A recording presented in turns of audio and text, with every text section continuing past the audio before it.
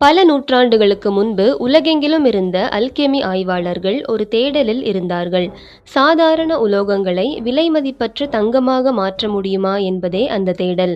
அன்று அது தோல்வியில் முடிந்தது.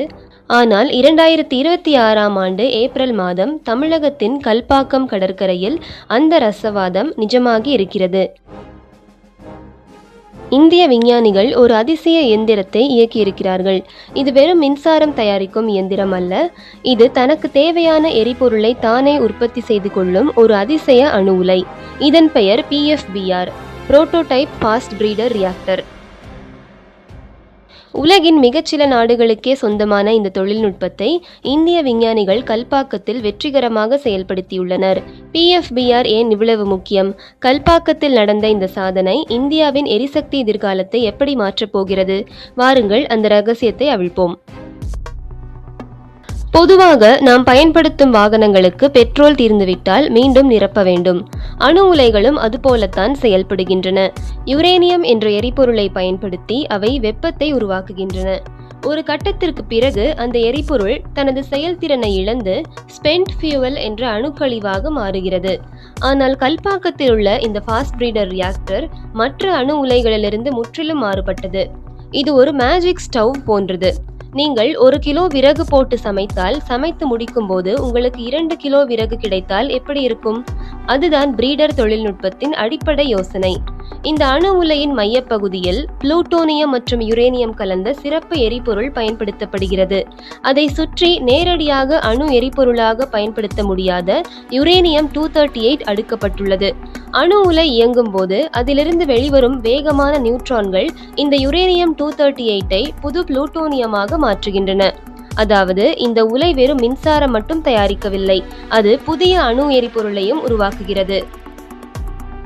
இந்தியாவில் யுரேனியம் கையிருப்பு மிகவும் குறைவு. ஆனால் நம்மிடம் வேறொரு பொக்கிஷம் இருக்கிறது. அதுதான் தோரியம்.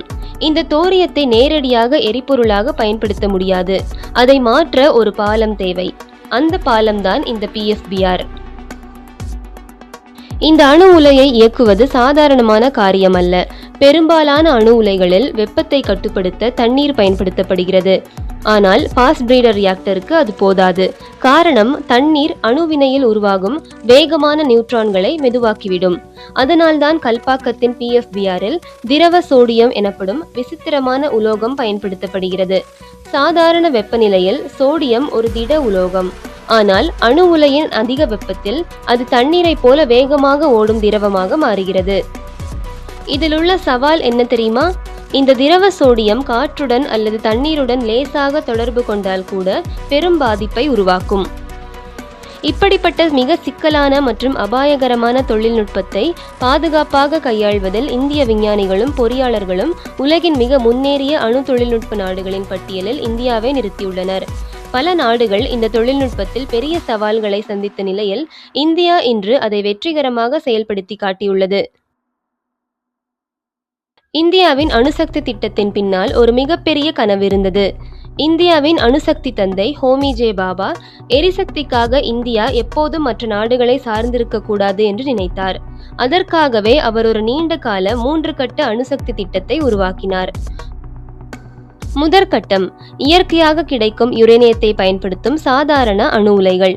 2ஆம் கட்டம், கல்பாக்கத்தில் இப்போது நாம் அடைந்திருக்கும் மைல்கல். இது புளூட்டோனியத்தை எரிபொருளாக்கி மேலும் பல எரிபொருளை உருவாக்குவது. 3ஆம் கட்டம், இந்தியாவின் மிகப்பெரிய கனவு. நமது கடற்கரை மணலில் நிறைந்திருக்கும் தோரியத்தை பயன்படுத்தி நூற்றாண்டுகளுக்கு மின்சாரம் தயாரிப்பது. தமிழகம் உள்ளிட்ட இந்தியாவின் தென் கடற்கரை பகுதிகளில் காணப்படும் மோனசைட் மணலில் உலகின் மிகப்பெரிய தோரியம் வளங்களில் ஒன்று இருக்கிறது. ஆனால் இந்த தோரியத்தை நேரடியாக பயன்படுத்த முடியாது. அதனை பயன்படும் யுரேனியம் 233 எரிபொருளாக மாற்ற ஃபாஸ்ட் பிரீடர் தொழில்நுட்பம் போன்ற இடைநிலை அமைப்புகள் தேவை.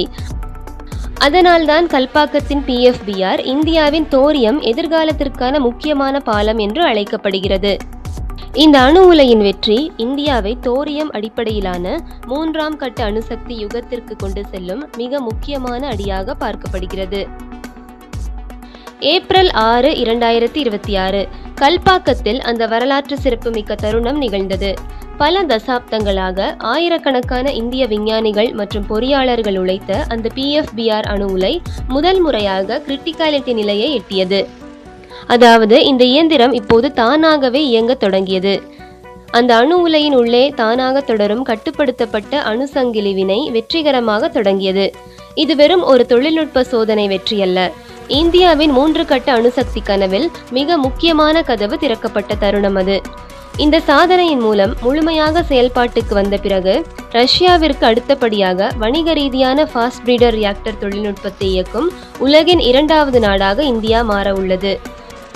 சோடியம் குளிரூட்டப்பட்ட ஃபாஸ்ட் பிரீடர் ரியாக்டர் தொழில்நுட்பம் உலகின் மிகச் சிக்கலான அணு தொழில்நுட்பங்களில் ஒன்றாக கருதப்படுகிறது. அமெரிக்கா, சீனா, பிரான்ஸ் போன்ற நாடுகள் கூட இன்னும் இந்த இலக்கை முழுமையாக அடையவில்லை. இது ஒவ்வொரு இந்தியனும், குறிப்பாக தமிழர்களும் பெருமைப்பட வேண்டிய தருணம். ஏனென்றால் இந்த உலக புகழ் பெற்ற தொழில்நுட்பத்தின் மையப்புள்ளி நமது தமிழ்நாடு. இந்த திட்டத்தின் பயன்களை பின்வருமாறு வகைப்படுத்தலாம். முதலில் எரிசக்தி சுதந்திரம், எனர்ஜி சாவர்னிட்டி. இந்தியா தற்போது தனது அணுசக்தி தேவையில் பெரும் பகுதிக்கு வெளிநாடுகளிலிருந்து இறக்குமதி செய்யப்படும் யுரேனியத்தையே நம்பியுள்ளது. கல்பாக்கம் போன்ற பிரீடர் அணு உலைகள் பயன்பாட்டிற்கு வரும்போது நாம் இறக்குமதியை சார்ந்திருக்க வேண்டிய அவசியமில்லை.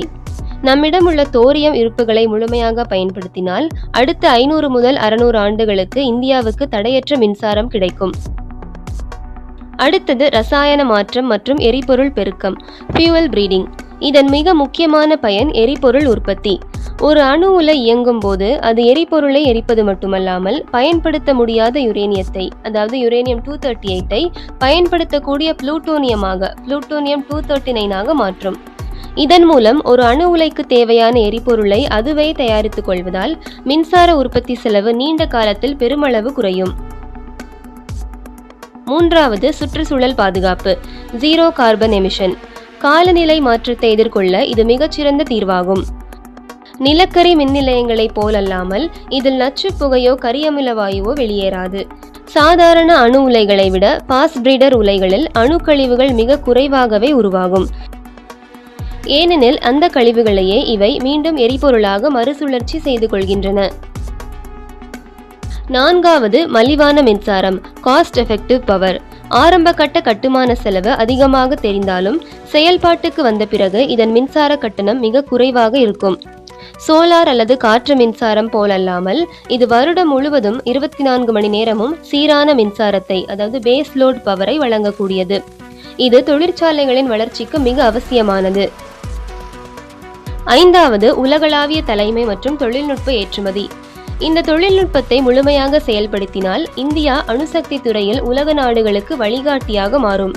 கடினமான திரவ சோடியம், லிக்விட் சோடியம் தொழில்நுட்பத்தை இந்தியா வெற்றிகரமாக கையாள்வது நமது விண்வெளித்துறை இஸ்ரோ போல அணுசக்தி துறையிலும் இந்தியாவை ஒரு உலக வல்லரசாக நிலைநிறுத்தும். சுருக்கமாக சொன்னால், இந்த திட்டம் நிறைவேறினால் இந்தியா மின்சாரத்திற்காக எந்த வெளிநாட்டையும் நம்பியிருக்க வேண்டியதில்லை. விவசாயம் முதல் விண்வெளி ஆராய்ச்சி வரை அனைத்து துறைகளுக்கும் தேவையான மலிவான மற்றும் தூய்மையான மின்சாரம் இந்தியாவிலேயே உற்பத்தியாகும். வளர்ச்சிக்கும் இயற்கைக்கும் இடையில் ஒரு சமநிலையை உருவாக்க வேண்டிய கட்டாயத்தில் நாம் இருக்கிறோம். கரியமில வாயுவை வெளிப்படுத்தாமல், சுற்றுப்புற சூழலை பாதிக்காமல் கோடிக்கணக்கான வீடுகளுக்கு ஒளியூட்டும் இந்த நவீன அல்கெமி இந்தியாவின் எரிசக்தி சுதந்திரத்திற்கான ஒரு வலிமையான அடித்தளமாக அமையும். இந்த தகவல் உங்களுக்கு பயனுள்ளதாக இருந்ததா கமெண்ட்ஸ்ல சொல்லுங்க. இந்த வீடியோ பிடிச்சிருந்தா லைக் பண்ணுங்க, ஷேர் பண்ணுங்க, சப்ஸ்கிரைப் பண்ணுங்க. மீண்டும் அடுத்த வீடியோவில் சந்திக்கலாம். நன்றி.